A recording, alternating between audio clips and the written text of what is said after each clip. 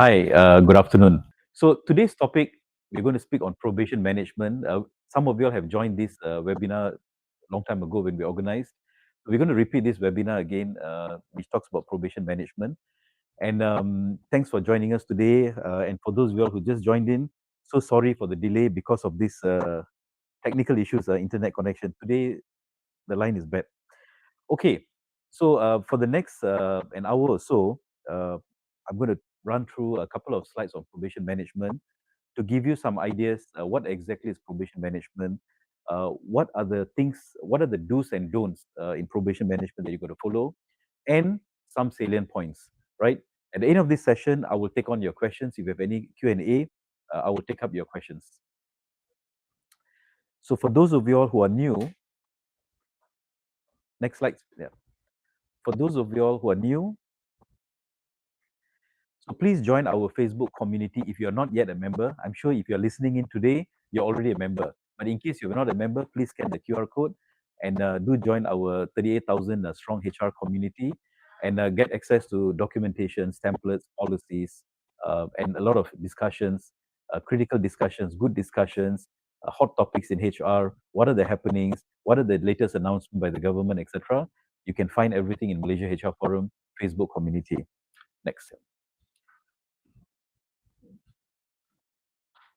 Now, a little bit about myself. For those of you all who, first time hearing about who is 𝙁𝙊𝘾𝙄𝘼𝙇𝙎, my name is 𝙁𝙁𝙁, and I've got over 21 years of experience in, a couple of industries, from manufacturing, semiconductor, glove. I've gone into oil and gas. I've gone into education and training, and so I do speak quite a bit. Some of you all may have seen me, and today, as I said, I'm going to share on probation management. And for those of you all, if you need to contact me, my email address is there. My phone number is there as well. In case if you have anything to ask, do bring forward. Now, before I begin, this is a favorite slide of mine, which I think I would encourage all of you all, when you get these slides later, I would encourage all HR practitioners, when you are presenting any topics to your management, to your subordinate, to your teams, etc., or even to public, right? Try to use this slide if you can. Now, what does this slide say? It says this: compliance, it's always cheaper than non-compliance. So if we comply to the law, it is cheaper. If we don't comply to the law, it is expensive. So if you think compliance is expensive, try non-compliance, right? So if the company is non-compliant, whether it's employment law, it doesn't matter what regulations, what laws. If we are not compliant, we may be caught up by the law, and the penalty can be heavy. So sometimes it is much more relaxing, stress-free if we just follow the law, even though it may deem to be a little expensive, right? Let me just give you a simple example of all you and I, all of us, we are always guilty of. For example, at 9 o'clock morning, you want to rush to 7-Eleven, or you want to go and grab a quick cup of teh tarik, or wonton mee or nasi lemak. You park your car at the roadside, thinking that at 9 o'clock morning, I think the Majlis guy, he is going to have his breakfast as well. So I think, why not we just park? Nobody's going to catch us. We go and have a quick makan. After half an hour, after 20 minutes, when you're back to your car, then you realize there's a summon on your windscreen. Now, if you were compliant, or if I was compliant at that moment, if I was compliant, the cost of compliance is 60 cents. But because I chose to be non-compliant, now I have to pay 30 ringgit or 60 ringgit, depending on how, what's the summon that your town council serves on you, right? So compliance is always cheaper than non-compliance. Now, when we bring this context into probation management, what are the do's and don'ts? Can we terminate a probationer before the expiry of his probation? If the probation period is, let's say, 6 months, can we terminate someone earlier than 6 months? Right? I don't think you can. Now, what happens if a probationer did not come to work 1 or 2 or 3 days? Can we terminate him immediately, or should we wait until the probation period expires? Right? So it is always good to know the expectations on you as a company, as an employer. How should you manage probation? Right? And let me move on to the next slide. So next slide. Now, let me run through a very brief flow. I believe this is not new. I've shared in the forum a couple of times, but let me just run through a very brief flow of probation. Once you have interviewed a candidate, you make an offer to the candidate, and the candidate reports to work. So what do you do in the first 1 to 2 weeks? In the first week or the first 2 weeks, right? The earlier the better. You do not want the candidate, who reports to work, he becomes an employee. You do not want this new employee, spending the first 2, 3 days looking left, looking right, who's coming in, who's going out for lunch, etc. You want to make the best use of the time that you have. In the first week itself, as the candidate report to work, you may do your induction or your orientation program. Once you've done with that, you issue in the job description, target setting for the next 3 months or the next 6 months, depending how long the probation is, and identify trainings or support that you need, right? So try to complete this in the first week. If not possible, by the second week. Now, when you say job description, is the same job description that you provided to the candidate during interview. Do not, try to ensure that the job description given to the candidate, when he or she reports to work, is the same job description given to them during the interview. There were cases, right? I'm sure some of you all would agree. There were cases, the JD that was given to the candidate during interview was not diligently done.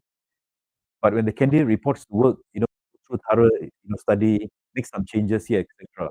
Now, you do not want your employee, your new employee, to say that the JD that I got today and the JD that I got during interview is not the same, right? So ensure the job description is the same. Target setting.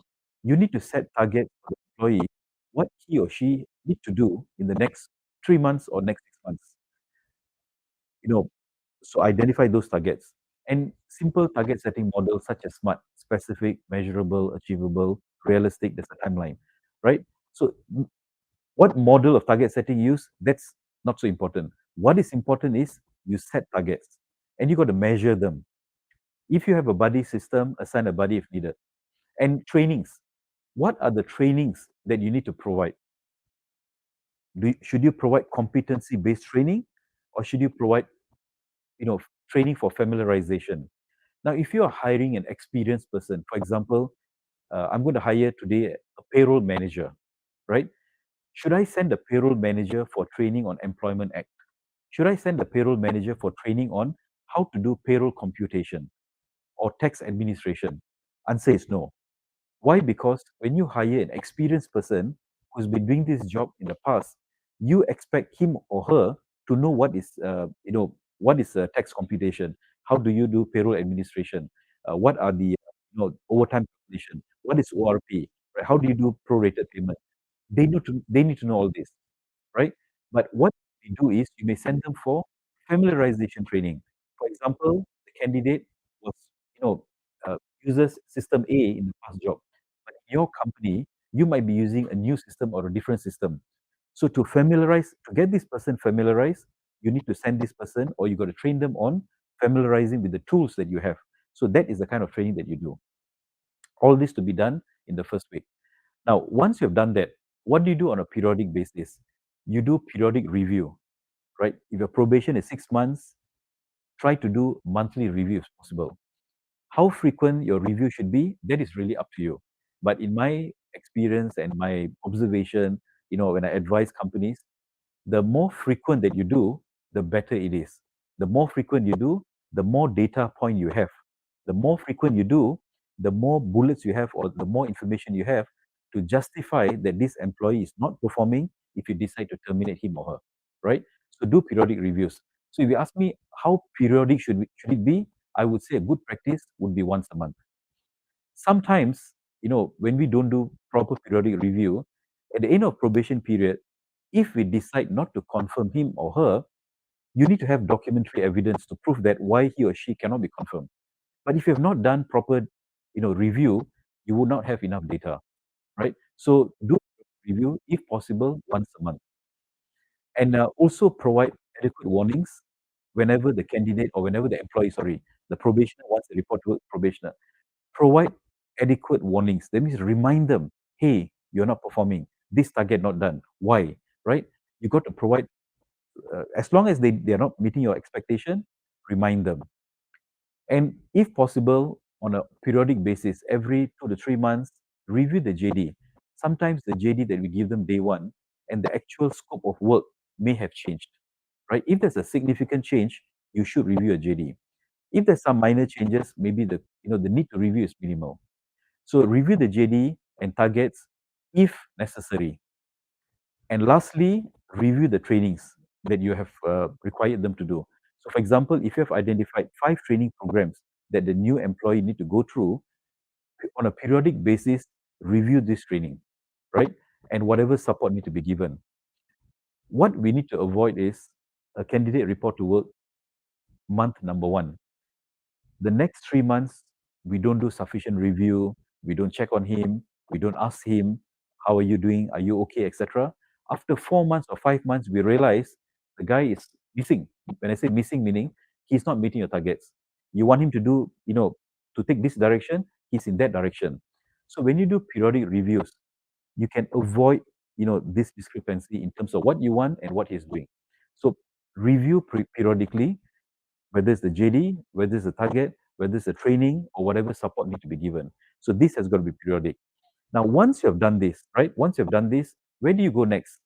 So once you complete, let's say your probation is 6 months, then you got to decide, should I now confirm him? Should I now terminate him? Now, you will not see the word demotion. In my slides, you don't see demotion. Why I would not recommend demoting someone? If this person is not going to be happy after you demote them, why keep them? If I report to, if I take up a job, the job given to me is a manager, and for some reasons I couldn't perform, and the company decides to downgrade me to senior exec. Do you think I'm going to be happy staying in the company as a senior exec? I've told everyone I'm going to be a manager. I'm so excited. Now, so you got to ask yourself, if you feel demotion is justifiable, is a it's a better thing to do, go ahead. But my recommendation is always terminate them because you do not want to keep them. When we keep a poor probationer who cannot perform the role of manager and we downgrade them to senior exec, are you going to reduce the salary? If you're not going to reduce salary, why pay someone a managerial salary to perform the job of a senior executive, and vice versa? It doesn't matter what level. So if in the first, in their probation period, whether it's 3 months, 4 months, or 6 months, or whatever your probation period is, if they meet all your expectations in terms of behavior, attitude, competency, efficiency, etc., you confirm them. So these are easy cases, you confirm them. But if they do not meet your expectation, you should either terminate them or on special cases, extend probation. Now, some of you all who are listening in, this could be something very new to you, right? Who should we terminate? So in my experience and observation, anyone with aptitude issue, that means when I say aptitude, kebolehan, their ability. Anyone with the aptitude issue, you should not extend them, right? Even if you give them time, let's say, okay, I give you another 3 months extension. Working on aptitude capability cannot happen over 3 months, right? And we cannot kasihan, oh, I kasihan him. Let me, I extend him, I confirm him. He is your long-term liability. So if the person has an aptitude issue, kebolehan, my suggestion is in them, right? Aptitude. The other issue is attitude. If someone has an attitude issue, you should not extend them. Now, let's say if this employee has been not coming to work, late to work, and tardiness issue, etc. After 6 months, you're going to tell him, hey, look here, we cannot confirm you because you have got attitude issue. You're not coming to work, you've got disciplinary cases, etc., and you have failed to take action.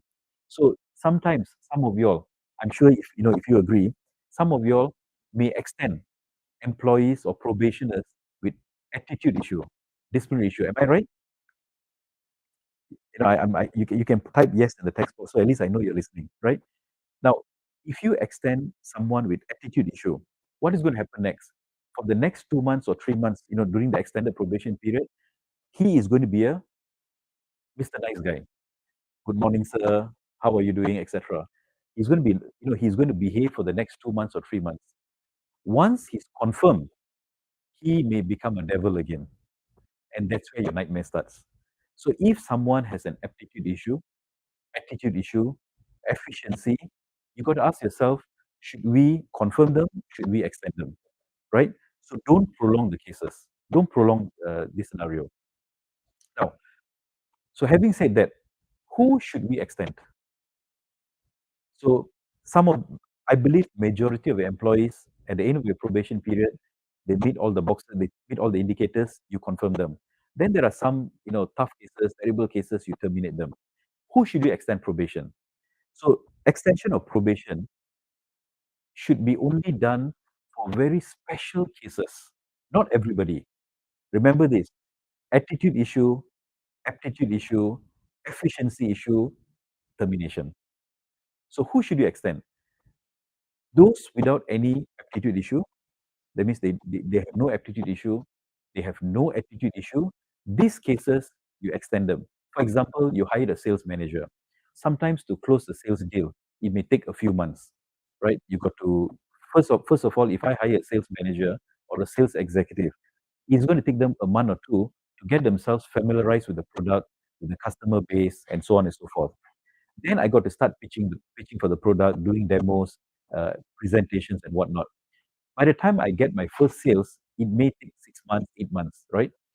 But my observation in the first month until today, I noticed that this employee, attitude issue, no problem. Attitude, so aptitude, no problem. Attitude, no problem. Efficiency, no problem. But he just needs a little bit more time. Cases like this are cases that I call good cases. You extend them, right? So when you extend a probationer, be very selective who you extend. Don't blindly extend everybody. Disciplinary issues, terminate them, right? Build up your case, and if you feel the guy has cannot meet, you need to know what to do, right? So this is a rough process flow. And if you don't have one like this, please design one, or you may copy cut paste what we have and make some adaptation. Now, it is also important that you train your managers, right? If you don't train your managers, the burden will always fall back to HR to administer the probation management process. So train your managers. This is how it works. What is their role? What is your role? Okay, let me move on to the next slide. So 5 steps to effective probation management.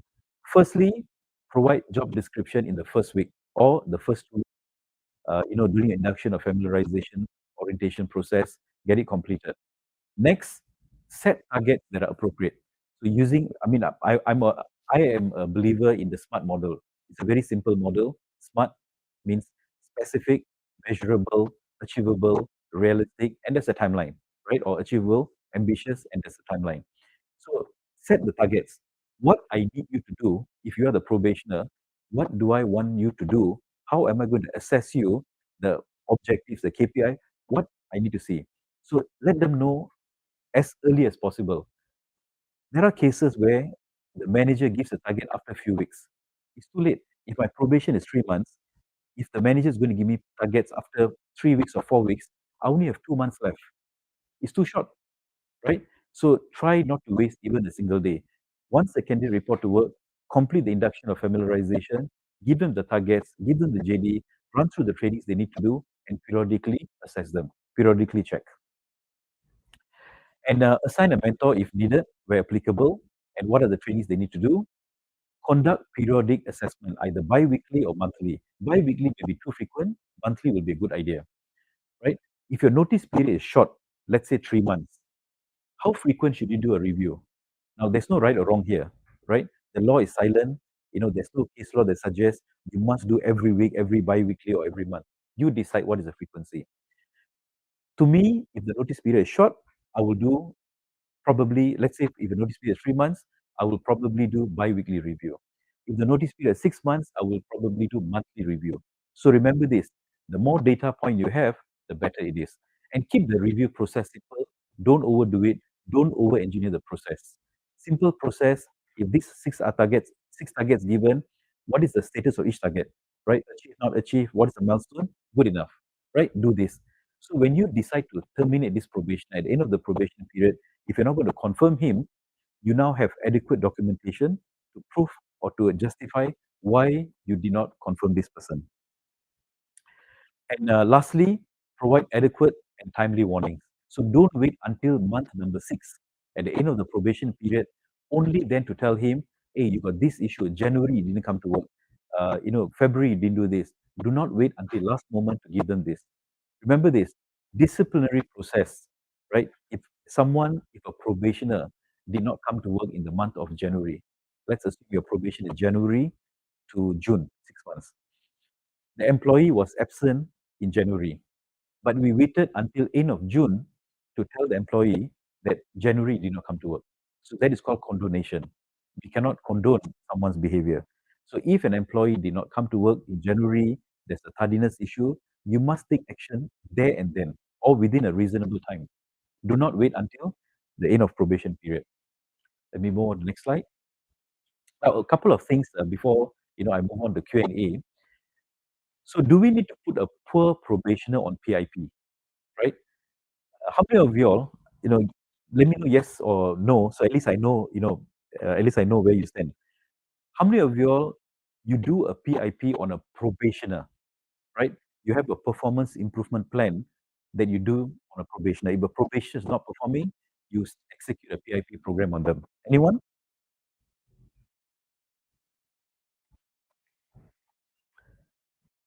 So now, if you are doing PIP on a probationer, you're wasting time and resource and energy. PIP is for confirmed staff, right? If a staff is confirmed, you do a PIP on him. For probationer, that employee is already on trial for 6 months to gauge their suitability for the job in terms of attitude, aptitude, capability, competency. So you do not do PIP on a probationer. If you're doing, you're wasting resource and time, right? So that's number one to take note of. So, and we must also know this, a probationer, he enjoys the same right as a permanent or confirmed staff. So if you want to terminate a probationer, you must have a valid reason. We cannot assume, okay, probation is 6 months. For some reason or for whatever reason, I want to terminate him. Answer is no, because why? They enjoy the same rights as a permanent or confirmed staff. So if you want to terminate them, you must have a valid reason. What is a valid reason to terminate a probationer? One, performance during the 6 months is no good, and these are all the justification, these are all the evidences. Or he may have committed, serious breach of misconduct, or serious breach of contract, or misconduct. For that reasons, yes. Of course, if the business closure, there's another smaller reason. Now, these are the reasons you terminate them, right? So, in order for you to justify the termination of probationer with valid reasons, what do you do? So, these are some salient points, collected from many cases that we read. What is the expectation on you as an employer if you're going to terminate a probationer? One, periodically evaluate the probationer's performance. Don't wait till last minute. Two, provide sufficient resources, guidance during the probation period. Three, ensure the progress of the probation is well and adequately documented. That means you document, what has happened, and provide them sufficient time and opportunity to improve their performance during the PIP period. During the probation period. Now, if you need to extend, again, I would say extend those who really require an extension. If the person has a disciplinary issue, if you extend, you're not going to achieve much, right? Ensure the targets are set, which is in line with the job description given. Now, there were cases, I do not know whether you would agree, there were cases, the JD says this, but the target says something else. So, and it doesn't synchronize. So the JD and the target has got to correspond to each other. If this employee's role is to hire recruitment executive, to hire, to work on employer branding, to participate in career fairs, now the JD must correspond to the targets. Time to fill 45 days. Participate in 3 career fairs, right? So it must correspond. So if the JD and targets are different, you are exposing yourself. And next is warn the employees on his or her performance in a timely manner. So if they're not performing, don't wait till the end of probation period to tell them you're not performing. No, as soon as you can, tell them. And if necessary, I repeat again, if necessary, extend the probation period. So don't, extend everybody's probation period. You might be wasting time and resource. Let me move on to the next slide. So what could be a reasonable probation period? Some companies you practice 2 months, some of your 3 months, some is 6 months, some of you may have written in your policy or your employment terms 3 to 6 months, right? So there is no standard definition of what probation period should be. So you decide. For jobs that requires lesser time to assess. For example, an operator, a security, a clerk, maybe a junior executive, administrative officer, it is quite easy to assess them. But if you want to assess a manager, a sales, a sales manager, perhaps HR manager, finance manager, sometimes certain jobs require a longer period. So what is right or wrong? I mean, what is the right duration? You decide based on the job description. The challenge of having too short a probation period, you may not have enough time to assess, and you may end up extending the probation. The challenge of having longer probation period, right? I have seen an organization, believe it or not, probation period is 1 year, 12 months, right? If the probation period is too long, some of the good candidates out there may not want to apply, right? So you decide what will be a feasible, and fair probation period. Next.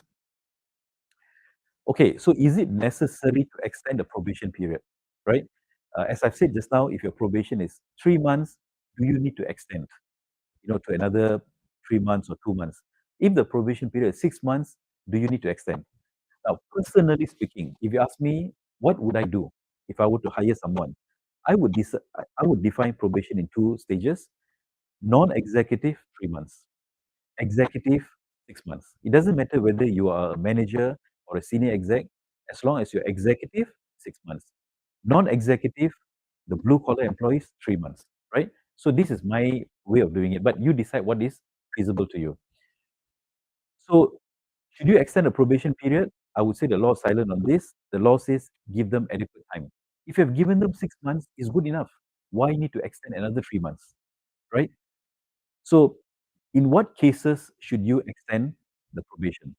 One, the employee was on long sick leave, you were not able to assess him, or the company's business or operations was affected. For example, if you recall 2020, if you have hired someone in the month of February or March or even January, none of us knew MCO was coming, right? We did not know such a thing called MCO will come about, and we did not know MCO will go for 2 weeks and another 2 weeks, another 2 weeks, and it went on for months, right? None of us could predict this. But in cases like that, you may have to extend. And there could be scenarios where, due to some nature of business, change of business, maybe a major client pull out, so now you need to review the job scope. So in this scenario, you may have to, it is advisable to extend the probation. Or the manager who was managing this employee, the boss left, a new boss come in. He may have a different direction. KPI is the same, but he may have a different strategy. So it is unfair if he's going to grade this employee poor. So it is good to give extension. Or the probationer requires additional time to display or to meet expected performance level. For example, the example of sales manager, no aptitude issue, no attitude issue, no efficiency issue, but due to some factors beyond his control, he needs more time. So cases like that are cases that I call as good cases to extend. Now, of course, when you provide extension, the company would be seen to be genuine and is not rushing the termination process, the termination of a probationer who's not performing as expected. It shows that the company is giving the probationer another opportunity. But then again, remember this: if the employee has got disciplinary issues, attitude issues, no matter how long no matter how for how long you extend the probation, whether it's going to be next 3 months, it is not going to be of any help at all. So be selective when you extend probation. I repeat again, be selective. Now, in what cases, extension may not be necessary or not necessary at all? The probationer's behavior and attitude towards work. He or she is lacking on uh, disciplinary issue, attitude issue in the very early days. In January, February, we already see issues, right? So in June, if we decide to extend, we don't see improvement, I think we may be wasting time. And the likelihood of improvement is very minimal. Or the competency, skills, aptitude, experience of the probationer is far off from what was expected. During the interview, the payroll manager says that he or she has done payroll for 2,000 employees, zero error, no mistakes, no late payment, 100% in line with what the employment regulation says, etc. But after a few months of doing payroll, he or she makes so many mistakes, and the mistakes is due to them. The mistakes are not because of system issue or other issues. their own capability and competency is not there yet. So in cases like this, should you extend probation, right? So that's something for you to decide. And so later part, when you get these slides, there are many links. So one of the link provided is this review form. So this is a simple review form, right? Now I'm a person, I promote lean, fast. Keep things simple, keep things lean, keep things fast, right? I'm sure some of you would agree with me that your managers, your supervisors, your line managers, your people managers, many of them don't follow your documentation. They don't follow what you tell them. Am I right? Some of them are. Now, instead of blaming the manager, they don't follow, they didn't submit a review form and not complete, etc. That is because sometimes the review form is too complex, right? It's so complex that it takes time to fill up. So you must remember this: the supervisors, they are busy managing people, they are busy managing production, customers, quality issues, and so on. And then on top of that, you burden them with paperwork. So keep the paperwork simple. The more simple the paperwork is, the much more efficient the manager would be to complete the review form. So this form that you see, it is all in one. Basically, the review and the reminders, it's all built in. So you fill up the top part is where you fill up the employee's name, description, job description, employee designation, and so on. Review type, this periodic review, ad hoc review, monthly review. What are the review details? And then the next box you see at the bottom, did this person meet expectations or did not meet expectations, you think? If meet, fantastic, right? It goes to HR, HR looks at the form, okay, this employee meet, we just keep it aside, no issues. But if the person did not meet expectations, right? Your first month, you do a review. He did not meet expectations, right? First month, you've already designed a milestone. The first month, I need you to complete this. When you do the review, he's not meeting those expectations. So, did not meet, and what do? You provide him a reminder. Second month did not meet, so in your second month review, did not meet, second reminder.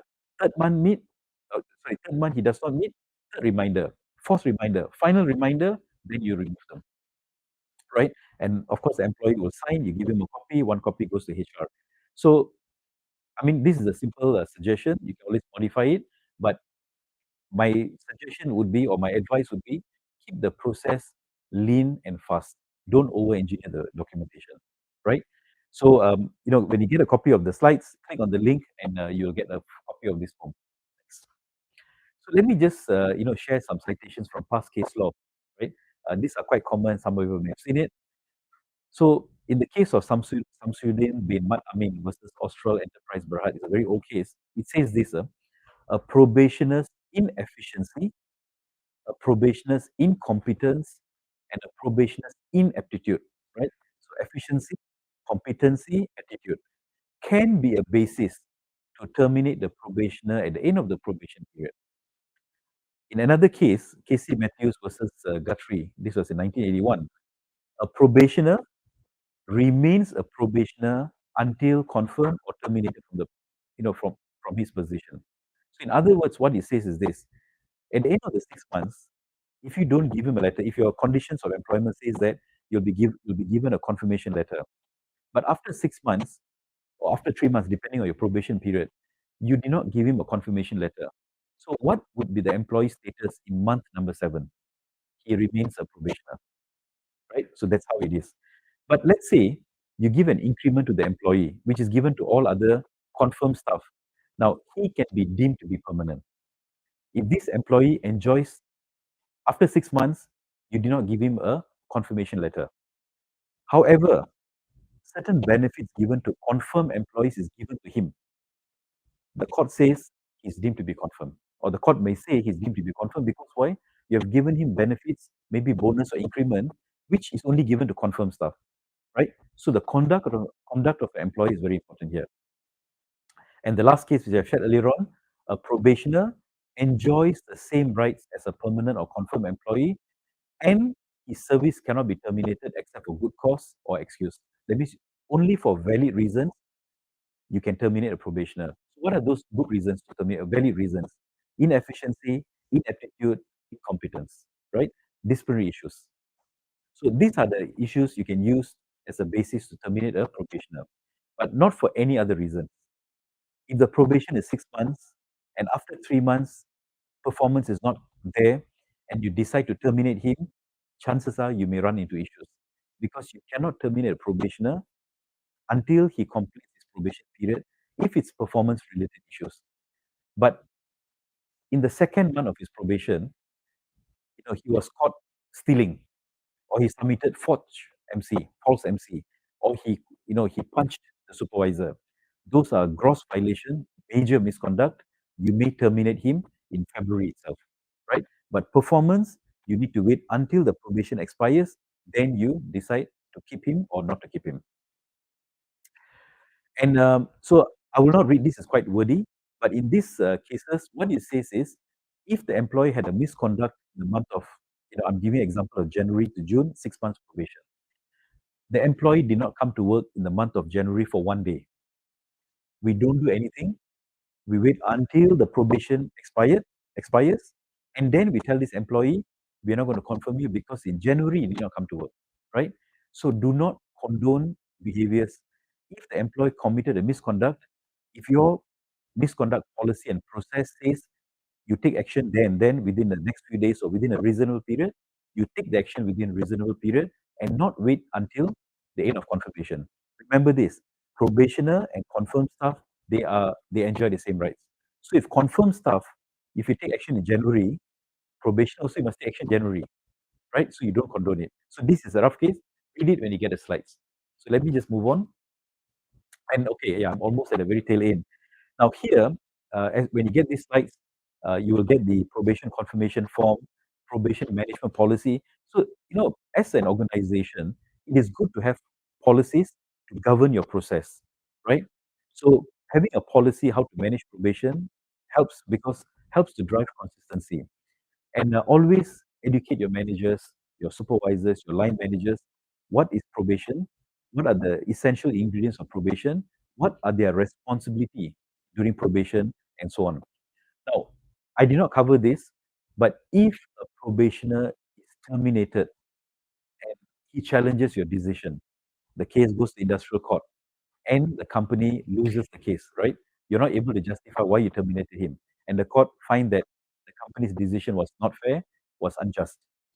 The employee this probationer, he may be given the award, not more, maximum 12 months wages. That's a lot of money, 12 months. So just imagine if your probationer salary is 5,000 and you did not carry out the probation, properly, and case goes to court and you lose the case, 12 months back wages, right? That's a lot of money. So when you get this link, I would urge you to download a copy of all these documentations, probation confirmation form, probation management policy, and the review form that I've shared earlier on, right? The rest are all PIP. You can have a look at it. But remember, PIP PIP is not for confirmed employee, right? PIP. Why am I getting mixed up here now? PIP is for confirmed employee. For probationers, no PIP, right? Probation period is the period to test them. They're on trial for you to test them. Okay, so yep. So there's many more documentations in the file section. So I'm more or less done with the sharing. So I'm just going to answer the questions that you have raised, over the period. Yeah, before that, uh, you know, uh, we have a master class. It's Employment Law Industrial Relations master class, and these are the dates. So during these 2 days master class, I think some of you all may have joined the class. It's 2 days power pack training, right? Uh, a very thick material that you go through. You will be learning on the fundamentals of EAIR, the history of Employment Act, right? And how do you understand that? How do you understand the employment laws, the context, the concept of the law, right?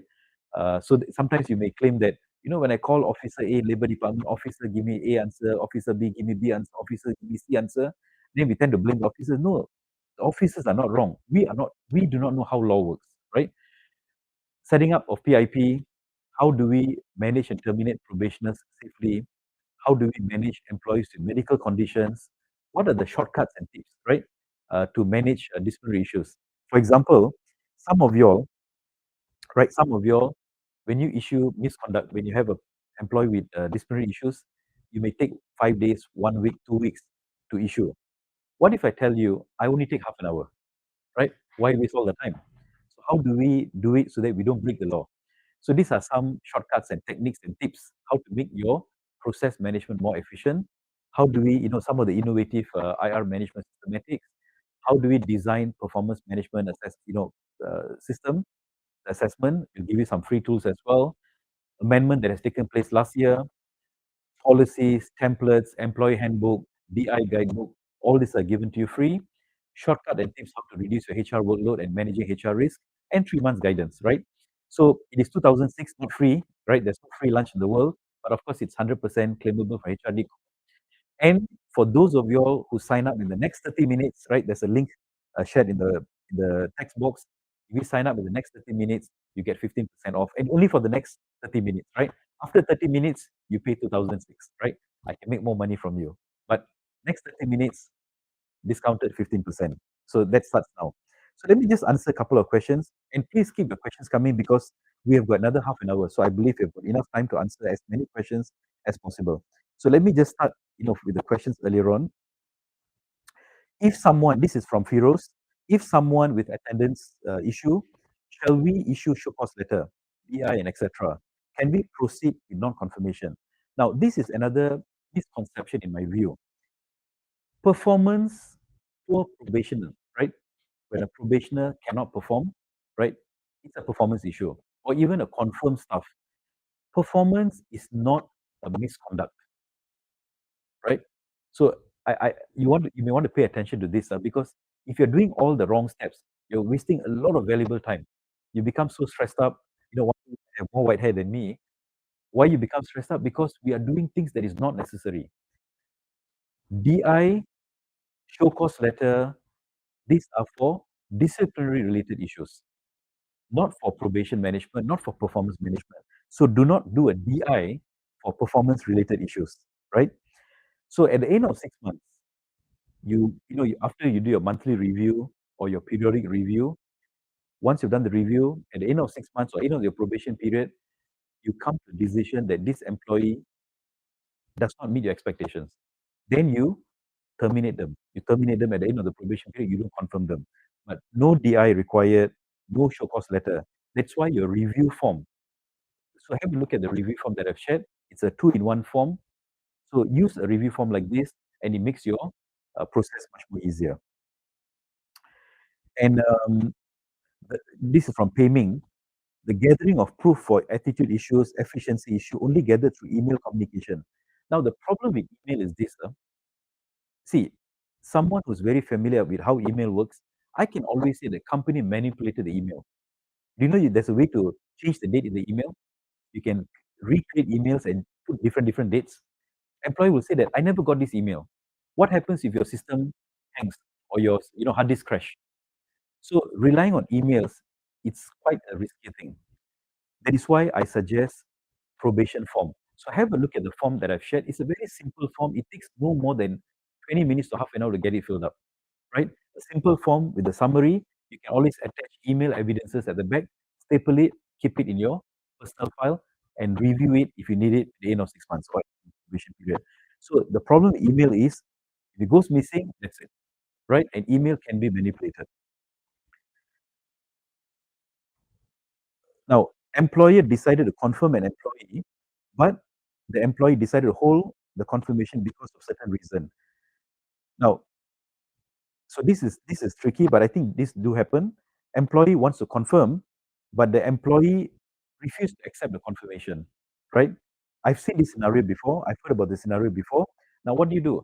I believe the employee do not want to be confirmed because they may be looking for another option out. Maybe after joining a company, this question from Nurul Aini, yeah, maybe during an interview, if Nurul Aini is the manager, Nurul Aini looks like a good person, caring, etc. But after I joined, I realized Nurul Aini is very different from what I saw her day one. I may not want to work under her for the next 2, 3, 4, 5 years. So this probationer may already be looking for a new job, right? So to me, if the person don't want to be confirmed, ask them what is the issue, confront them. Why do you not want to be confirmed? And if the person refuse to give an answer, then I think you got to issue a letter to them, refusal to be confirmed, right? And then take the next steps.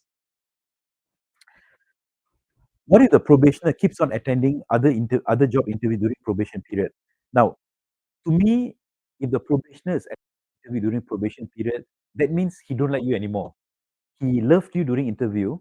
He loved you during the day one of job, but today he no longer loves you, right? To me, if the probationer is already looking out, the heart is not there anymore.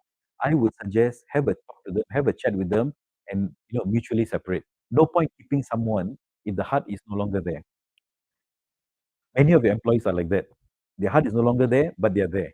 So having an employee who's not happy currently working with you, they will not be giving they will not be giving their 100%. They may withhold, a portion of their support and only work cukup makan. You do not want them, right? Talk to them and go for mutual separation, or just tell them, okay, why not like this? You go your way and we find somebody new. So talk to them and work out something on a win-win basis, right? No point keeping them. The slides will be shared, either today or tomorrow. So those of you all who signed up, for this session, you'll get an email with these slides. But those of you all who just joined today without signing up, not to worry. These slides will be given to you, will be published in the forum, right? Can you open the process flow here? Okay. Now, in the case that someone from managerial level suspected conduct, serious misconduct, and they're under probation term, can we charge them with warning letter, suspension, termination? Now, so Kai, if the person has a serious misconduct, what does your disciplinary process say? Don't worry. See, whether they are confirmed or probationer, you put that aside. If anyone, whether it's a confirmed staff probationer, if they committed a major misconduct, what does your process says? You got to issue them a show cause letter. If you need to suspend them, you suspend them. And after your inquiry, if you've done your investigation, some of you all may do a DI. If you feel the employee need to be terminated, you terminate him. You do not need to wait until the 6 months is over or until your probation is over. So if there's a major misconduct, answer is he's got to go, right? But you got to follow your due process. So let me see.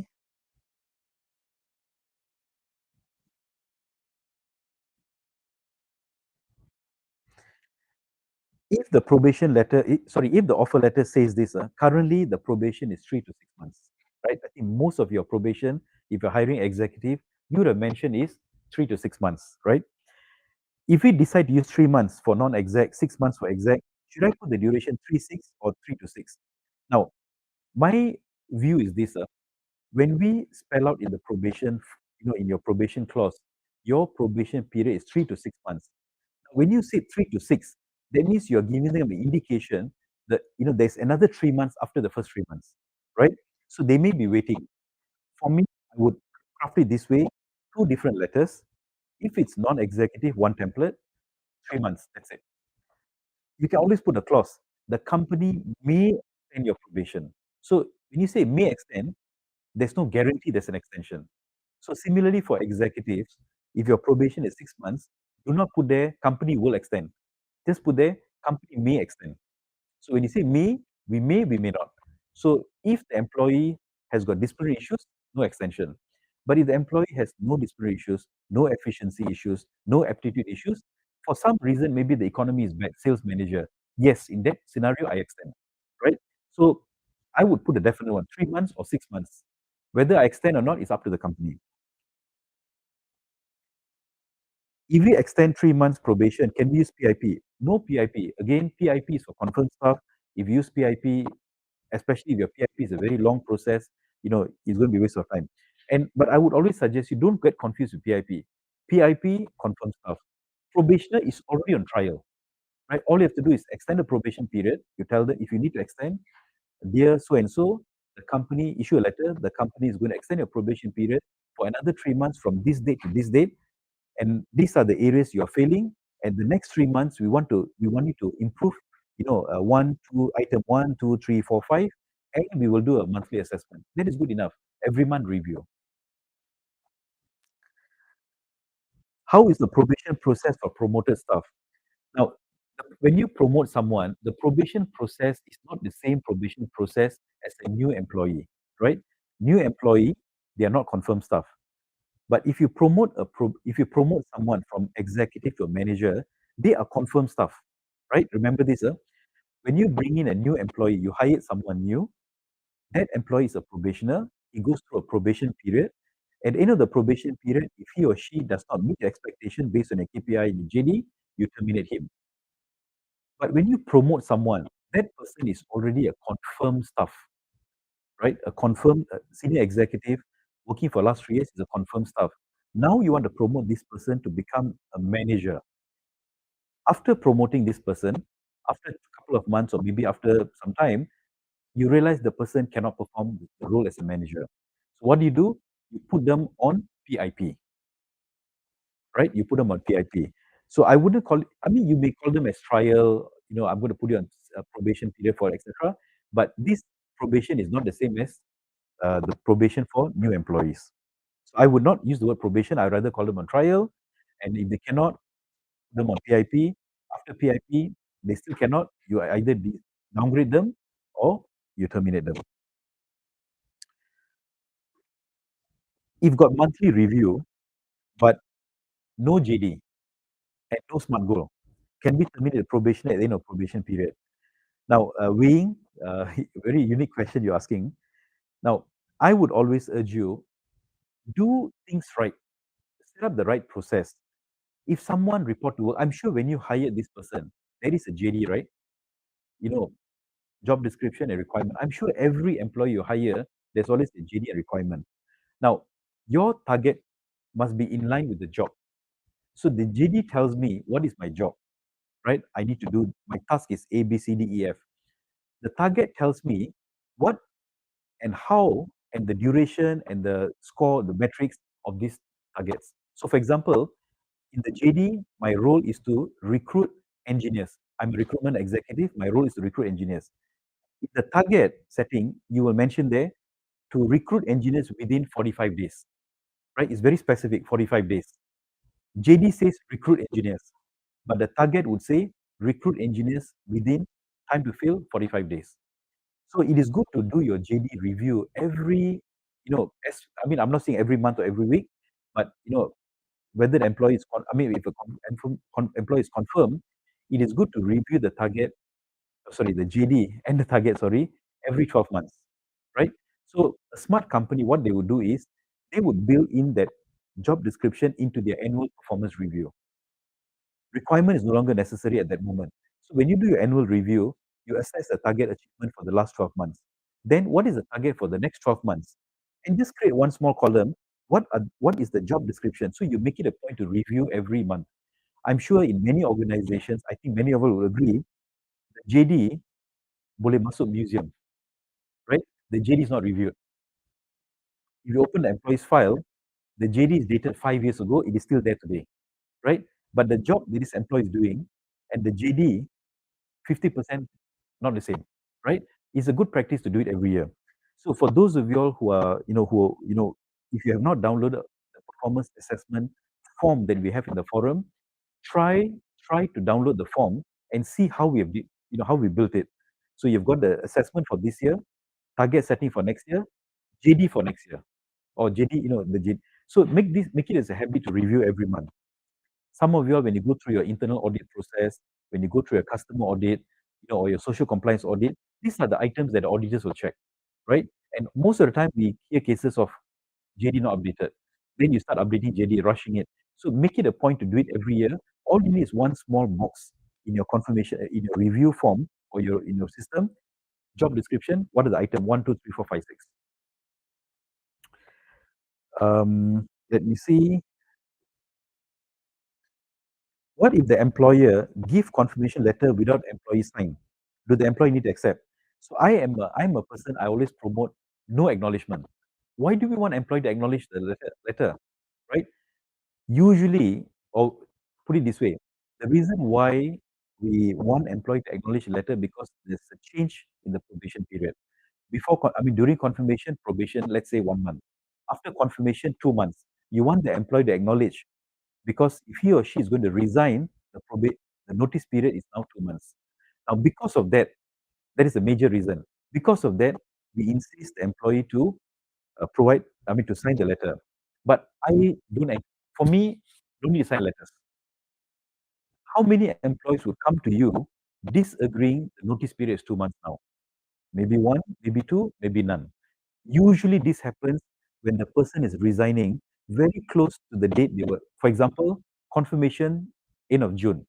Somewhere around July, the employee come to you saying that I want to resign.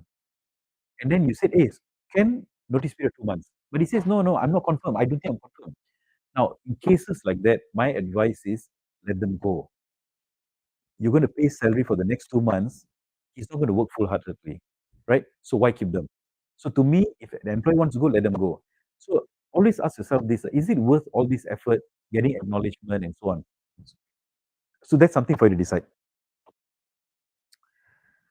So this is a yeah, Luis. Hi, Luis. How are you doing?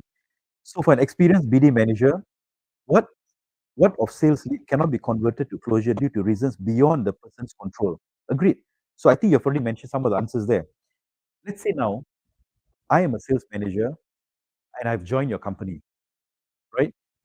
So my role as sales manager is to build new customers, to get more sales, to service the customer, to make sure that my account, right? If I'm given X number of companies in account management, I do it well. But COVID came. Now I can be a very efficient manager, but COVID came. Or government introduced a new tariff or new sales tax, or maybe SST increased from 6% to 8%, or maybe GST is reintroduced, or maybe there's a economy meltdown, or maybe there's a war. So there are many reasons, or SARS. There are many reasons that may happen, which a sales manager cannot influence. Now, in this scenario, it is advisable to extend the probation period, right? So, but if those reasons is due to me, I don't focus. I'm not serious. I make mistakes. I never read the product catalog, and I don't want to, do proper customer, survey. I don't answer calls on time. That's my fault, right? But if it's an economical issue, currency issue, there's a war, there's a COVID, etc., that's beyond my control. So, is it possible to extend the staff confirmation from 6 months probation up to 1 year? Now, the thing again is, why do you want to keep a probationer for 1 year? 6 months is already a good period. Now, the longer you extend, then we got to ask ourselves, is it really necessary? Is it worth it? The longer we extend, the more money that we cost. I'm sure many of you all, and I like to ask this question during my classes. Many of you all switch off lights when you go for lunch, right? I'm sure many of you will do that. How much are you saving? Because we thought we switch off lights, we can save money. How much are you saving? 200 ringgit a month? But when we extend probation, 6 months, 9 months, 12 months, just imagine the amount of money we're throwing down the drain. So an efficient company, an efficient HR department, an efficient manager, an efficient HR person, you would do things right, do it accurately, and don't delay. So if you manage the probation period of the 3 to 6 months, or 3 months, or 4 months, or 6 months well, you do not need to extend. The more you extend, the more money you're wasting. So switching off the light, saving 200 versus tens of thousands of ringgit that goes down the drain is not justifiable. Okay, there's a question from Timmy. Hi, Timmy. What about transfer matter? The employee has been confirmed in the current job. Due to transfer, now they're taking up a new job. Now, once the person is confirmed, he's a confirmed employee. He's no longer a probationer, right? So we need to now differentiate, as I mentioned just now, a probationer and a confirmed employee. So a probationer who report to work after interview, report to work, he or she has 3 months or 6 months, or whatever your probation period is, to perform, to show that he or she has what it takes. Now, then you confirm them. Subsequently, if you decide to promote them, you decide to move them to another job, right? I know some of you may call it probation, but I would just call it trial. I'm going to try you out in this new role. If he or she cannot, he or she will be put back into the previous job or previous role. But if this, I mean, of course, you do PIP and whatnot. At the end of the process, you either terminate them, demote them, or maybe assign them to another role, right? So I would rather you distinguish between probationer and a confirmed staff. So Diane, if the employee keep looking at the phone, keep looking at the mirror, makeup, etc., right? Can this put an attitude issue? Now, in my personal view, we got to be very objective. You've got your target set. In the next 3 months or the next 4 months, this is your JD that you've agreed, you understood, and these are the targets. So if the person able to complete the targets, even though he's been looking at the phone once in a while, backup, etc., then you got to decide whether this is a serious violation of your misconduct policy. So to me, if the person keep looking at phone and it disturb it, it affects his job. KPI not met, target not met, not being careful, customer phone call don't answer, that is a disciplinary issue. So to me, if that affects their job, you got to take action. If an employee has been given a new portfolio or transferred to another department with a new role, yeah, okay, I've already answered this. So again, if the person is a confirmed employee, given a new task, cannot perform, PIP. Okay, if we terminate the probationer at the end of the probation period, do we need to pay notice in lieu, which is 2 weeks? Now, your letter says what? During probation, either party, the company or the employee, may give notice of, let's say, 2 weeks, right? So if you're going to terminate an employee, you got to give them a notice of 2 weeks. So there's two ways to do it. Some organization, they build the notice period into the probation itself. So for example, probation is 6 months. On the fifth month, they will inform the employee, now, if you still cannot meet by the end of next month, you got to go, right? So if you look at the form that I've shared, you can actually build this into the form. It's already pre-built. But some organization, they do not want to rock the boat. They do not want the employee to, do any damage, sabotage, etc. What they do at the end of 6 months, they will tell the employee, due to your performance over the last 6 months, we cannot confirm you. Now we are giving 1 month notice, but you can stay at home. We'll pay you the 1 month notice. Your job ends today. You can also do that.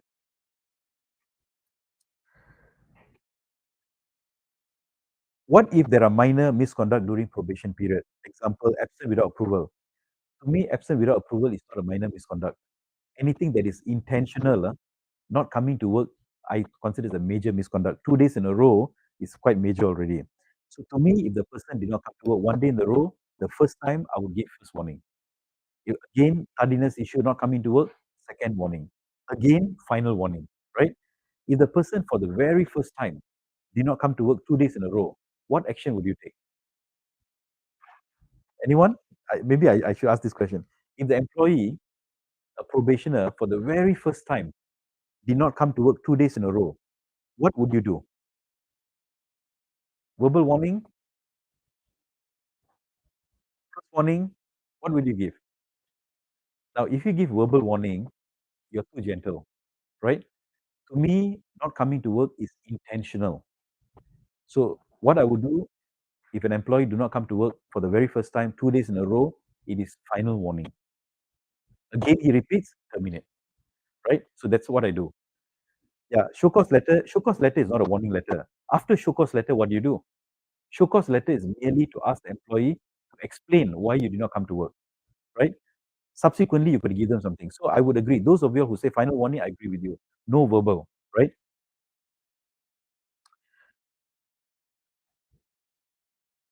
So now, Queenie, if the employee is a good probationer, but company is unable to confirm him due to company's poor business performance, can the company stop the employment? That means we don't confirm him at the end of probation period. Now, if it is a genuine scenario, the company really, for example, during COVID, right? The employee was hired in January. COVID happened on March, right? Somewhere around mid-March, COVID happened. And company just lost the whole business. And for a few months cannot recover. Now that would be a good reason to say that company lost business, we cannot employ him. But if your reason given is not a genuine reason, now you're simply using this reason, you cook up this reason just to find a way to terminate him.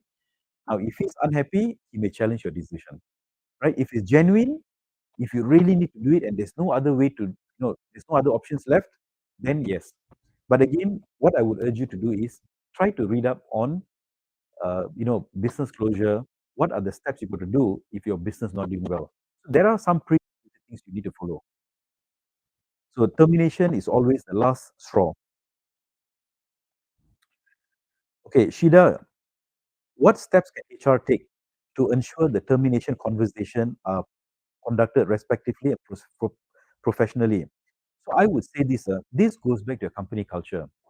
If an employee comes into an organization and the organization is messed up, no orderliness, there's no leadership, manager is not trained, etc., this is going to be a very tough scenario. But if I come into an organization and the organization is firm, strict, there are processes, there are documentations, and every month you do a review, your managers are trained, you will not have any, I would say, in my personal view, you should have very minimal challenges having this difficult conversation, right? Having difficult conversation is not hard. Right? This is a very difficult conversation to tell someone he or she is no good, right? To tell someone. Now, if your processes are clear, your steps are clear, the employee reported to work, you give the JD, you do monthly review, you have all the assessment, you provide support, guidance, etc. Company is strict, there's a culture of discipline, leadership is proper, managers are trained. This issue is a non-issue, right? So I'm afraid I cannot give you a quick answer. Okay, you do this, everything is okay. Answer is no. There's a whole range of things that company need to do. So a company that is very disorganized, a company that has no discipline, right? Managers are not trained, managers are not, they don't have the capability of manager. That is why when we promote someone to be a manager, or when we hire someone to be a manager, we must ensure that they have the ability, the attributes, the characteristics of a manager. If you just promote someone who don't know how to manage people to be a manager, you're asking for trouble. Is it okay, Diana, is it okay if you extend probation period for 1 month? That's really your call. If you feel 1 month is adequate, you extend for 1 month, right? But my advice to Diana and also the rest who are listening in, extend probation only for cases that require it. If the employee has aptitude issue, attitude issue, efficiency issue, do you think extending probation is going to resolve the issue? He's going to improve, he's going to change, he's going to change his attitude in 1 month? I don't think so. To change attitude, it is not a 1 month story or 2 month story. It takes months and years, right?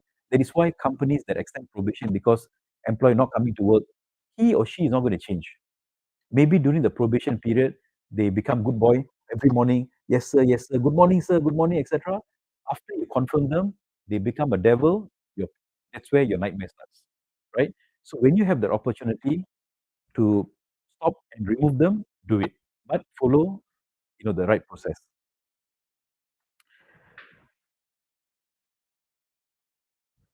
Okay, so now this is a very interesting question as well. Can we terminate an employee? Okay, well, we are talking about probationer, but never mind. Let me answer this question because this scenario may also happen to probationers. Can we terminate employee or probationers who repeat offenses, punctuality, poor attendance? Okay, so now what does the disciplinary process says? We take progressive action, right? So I'm sure in many of your policies, you take progressive action. You may, your progressive action may be like this. For the first offense, you issue first warning, second warning, third warning, final warning. Now, if the employee completes all these stages, right, and given a final warning, and after the final warning repeats another issue of this, answer is you terminate them, right? Habitual offender, you terminate them. But at the end of there's always something called a due process. At the end of the due process, you have taken progressive action. If this employee still commits a misconduct, answer is you go out.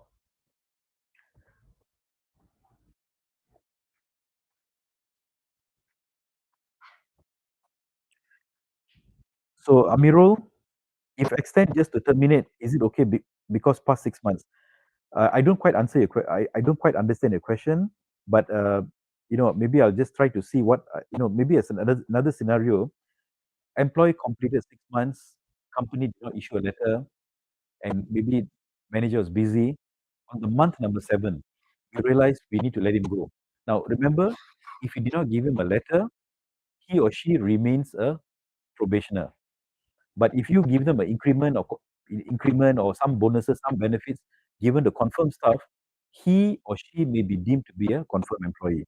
So let's say after 6 months, you extend for another month. I can't understand the question, but I'm just trying to get, trying to guess what they're trying to ask me. But if let's say after 6 months, no confirmation letter given, after month number 7, can you terminate him? Answer is yes, but again, your documentation, your progressive action that you've taken. Okay, so any other questions regards to probationer?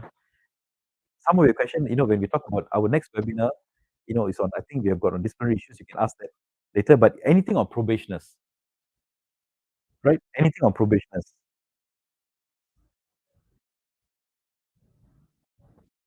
So maybe let me pick up this question. This is from HR. Okay, let me ask. Can an employer tell the employee like this? You tak seronok kerja di sini, boleh resign cari kerja lain, atau you tak sihat, resign dulu, dapatkan rawatan nanti sudah sihat, apply balik. Now, so if the employee trusts you, right? If there's a culture of trust, sometimes employee do understand. In my career, when I was running operations, I have told some employees, because during probation they fall sick, they met accident, and I told this employee, your condition doesn't allow you to work. I would encourage you to resign, and once you recover, you come back. And there were cases we rehired them. But this you can do when they trust you, right? So as I said just now, if an employee joined a company, the moment they walked in, it's a very strict organization, a very highly disciplined organization. Leadership is strong, managers are well trained, processes are well documented, processes are followed, no hanky panky, etc. I'm very sure managing cases like this is not an issue. But again, if the company is very chinchai, a cowboy company, becomes very tough. So Karen, during the probation period, example 3 months, but after 1 month, we notice there's no point to continue the probation. Can we terminate the contract? Now, again, remember this. Based on case laws, it is stated you cannot terminate the probation until the probation expires if it is for performance performance reasons. You got to wait until the probation is over. But there could be some cases. Probation is 3 months, but in the first month we realize, oh, this guy tak boleh pakai langsung. He cannot, right? During interview, everything looks okay. Now, firstly, Harry, when you ask me this question, it tells me, let's say if this has happened in your company, it tells me that your recruitment process is not done correctly, right? That means when you selected this employee, you did not thoroughly assess them. Did you do competency-based interview, behavioral-based interview? Your manager know to assess this candidate? Did you do a reference check? If you've done all of this, issues like this can be avoided. So if you want to have minimal probation issues, make sure hiring is correct, right? So those of you all who join, our masterclass, remember I've repeated this. I've gone through the flow. Make sure the JD is correctly done, not a copycat paste JD. Most of our JDs is like how JD is fantastically written. For example, if you go to a 5-star restaurant, you see a menu, let's say, noodle, etc. We coconut, char kway teow. Simple job, we do it like as though it's Bill Gates' job, right? So sometimes the JD is overly dressed. The manager do not know how to assess this employee. And we don't do behavioral interview. We don't do competency-based interview. We don't do reference check. We just hire them. CV looks good, person looks good, we hire. Report to work, terrible. Then what will happen next? Karen will ask this question like, what did you do today? You ask in another webinar. So now, if in the first month you feel this employee really, really, really cannot, what do? Wait until 3 months or 6 months? Why waste money, right? Talk to the employee, work out a mutual arrangement. Okay, I tell you what, Karen, I think you're not fit to our environment. So probation is 3 months. Can we agree on a small package? You take it, go, document it. If the employee accept it, sign agreement, show that negotiation took place, document it, let them go. Something that I've done in many cases, right? So yeah, so no point keeping an employee if really they cannot. But of course, if you follow case laws, it says do not end the probation until the probation expires, right? So you see, whenever you want to remove an employee, One of the safest route is mutual agreement, right? A mutual separation. Discuss with them, work out a win-win arrangement, and execute a separation process. So, okay, now this is another question. I'm just looking at my question because none of you have asked this. During probation, do I need to provide annual leave? Answer is no, because annual leave, if you follow Employment Act, it says this: an employee is entitled to 8 days, for example, after completing 12 months. That's why some organization no annual leave provided during probation. So you can decide to give annual leave after probation. But sick leave and hospitalization leave must be given from day one, right? Sick leave and hospitalization leave you cannot prorate, but annual leave you can prorate. You can hold it until after completing probation or after 12 months. But sick leave and hospitalization leave, they are entitled from day one. Same goes to public holiday. So one year asked this: what is the standard length of extension for probation due to poor performance? Well, I would say, if that is why when you design your probation period, you got to design it well so that extension is not required. So, for example, if you're hiring an executive, I would say 6 months is adequate, right? It may be sound too long, but 6 months is six. I don't want to give you any more extension. That is why when you do your monthly review, first month you already find no good. Second month, remind them. Third month, remind. So you keep reminding them. At the end of the fifth month, I'm going to tell 1 year this, 1 year for the last 5 months, based on our review, you're not meeting expectations. So this is the final month for you. If you still cannot meet, then I'm so sorry that we may have to end your probation. So there's no reason to extend if the probation process is managed well. Okay, let me see. Okay, how long can employer extend the probation period of a staff? Is there a max time limit? No, but Catherine, thanks for asking this question. There's no you want to extend for 1 year is fine as well, right? You want to extend for 2 years is fine as well, but it becomes a little bit strange. Why someone is probation for 2 years? But remember this: if an employee's probation goes beyond 12 months, right? Let's say after 12 months, you still have not decided yet. But on month number 13, you decided not to continue them. If this employee's salary is below 4,000, or shall I say, if the employee is a salary 4,000, or if they're manual workers, you got to pay them termination benefit, right? So do not extend the probation beyond 12 months. Decide within your 6 months or 4 months. Now, I think one of the major issue many of you will be having is extension of probation. So I would suggest, you know, take a deep dive, study this, go through the slides and ask yourself very carefully, why are we extending probation unnecessarily? If there's a valid reason, extend. But if the reason is not valid, or for simple, as I said, efficiency, aptitude, attitude, no extension, right?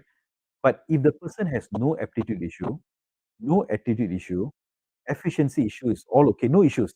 But for some reasons, he needs a little bit more time, maybe because of the economic factor. Maybe the industry out there is not doing well, right? Or maybe, it's a new product being brought into Malaysia, right? Or the other products sold by other competitors are cheaper than yours. Your product is very premium product. So sometimes this takes time. So long as the employee has no issues of aptitude, and so on, and all his, the ability of a sales manager is there, but he needs more time, yes. So those are genuine cases, right? Those are exceptional cases. But try not to extend probation unnecessarily because you are wasting a lot of money. So firstly, review your probation period. Is 3 months enough? Or is 6 months enough? If you think 3 months is enough, 3 months, that's it. Aptitude, attitude, efficiency, don't extend. Or if it's 6 months, don't extend unless for special reasons.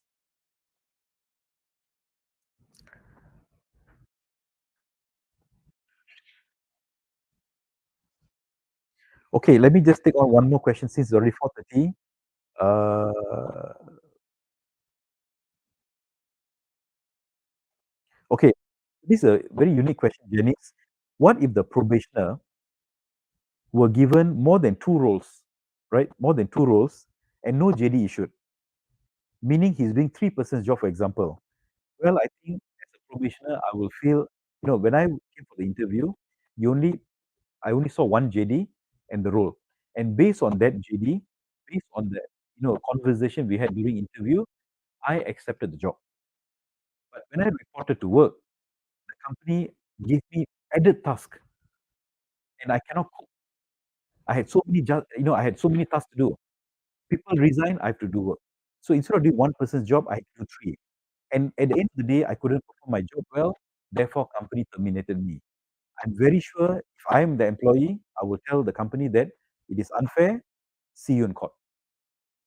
So you got to ask yourself, is it fair to load three persons' job on one person? Even a super efficient person will struggle managing more than one person's job or even two persons' job. Okay, so Susie, yeah, thanks for asking this question. If we don't allow this, that means during probation, we don't give the employee annual leave, right? But if they resign at probation period, do we have to pay back? Yes. That prorated earned leave, you must pay them back, right? So let's say your annual leave is 12 days, 1 month per day. So the probation is 6 months. So you decide not to give the annual leave yet. You hold it first. Now, at the end of 6 months, he resigned. And you got to pay him back the 6 days, 1 day every month, January to June, you got to pay him back. Now, this is a very ancient, I would say this, it's a very caveman, it's a caveman, right? Somebody's still staying in cave. It's a very caveman practice not to give annual leave during probation. What are we trying to do here? Are we trying to save company millions of dollars? Now remember this, human being, they are humans. A probationer who join you, he or she may be married, may have kids, personal commitment, may need to take care of father, mother. Emergencies do happen. So when we don't give annual leave to some of these people, what do you think they do? They'll take MC. For some people, MC is cuti tahunan tambahan, right? So when you hold annual leave, they will say, never mind, I take sick leave. Because who want to take unpaid leave? So, and when they resign, you got to pay them back. So you're not saving company money, no. We are merely holding this, like for in the case of this, we don't give during probation. At the end of probation, they resign, we got to pay them back. So when you do this, you're not saving, you're merely delaying it, right? And you got to pay them back. So firstly, when they take annual leave, sick leave, you need to pay for MC and the treatment. Let's say MC 1 day is 60 ringgit and 1 day salary is about 60 ringgit. You're paying 120 every time they take MC. Remember this, paid MC, you got to pay them the paid leave MC plus the medication, right? The clinic treatment. 60 ringgit, 120. So if you do this for 6 months, every month you take 1 day leave, 120 times 6 is 720. And after finishing his probation, he decide to go, you still got to pay him back. You're not saving company money. The 200 ringgit you switch off light every month, not enough to cover the cost. Okay, so